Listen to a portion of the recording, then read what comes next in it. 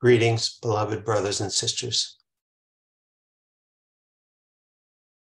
In the course of your day, if you look for it, you will find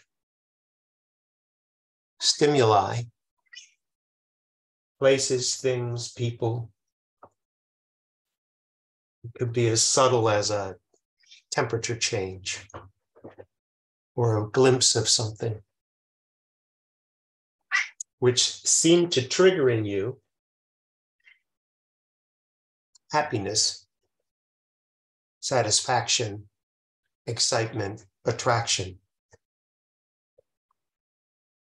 And it will seem as if those things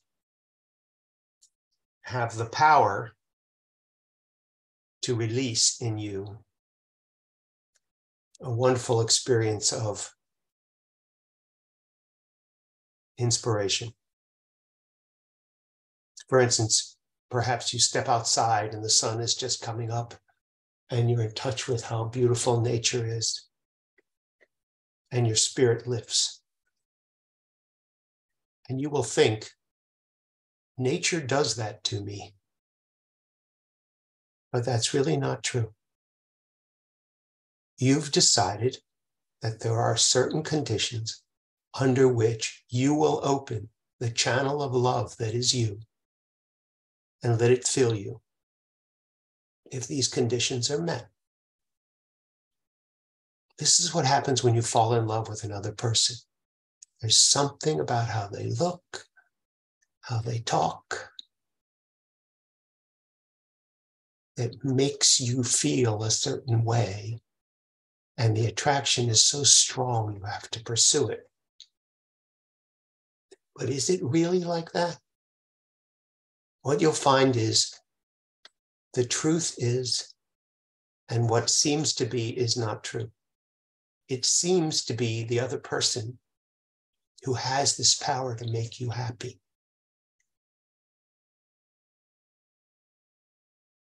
There's an old song that this one sings to the seniors, and it says, "Sometimes I'm happy, sometimes I'm blue. My disposition depends on you."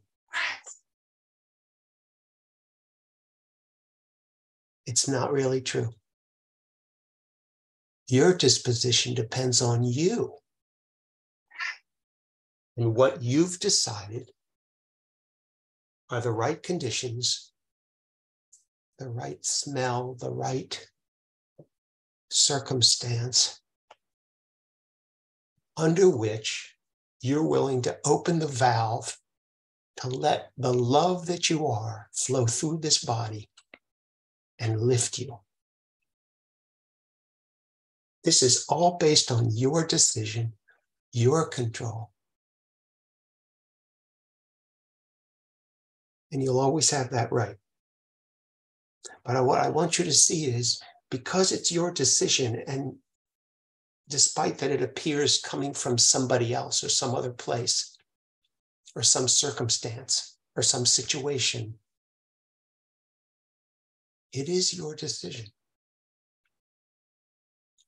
And that means that at any time you could decide to open that valve and let the love pour in and color what it is that you see.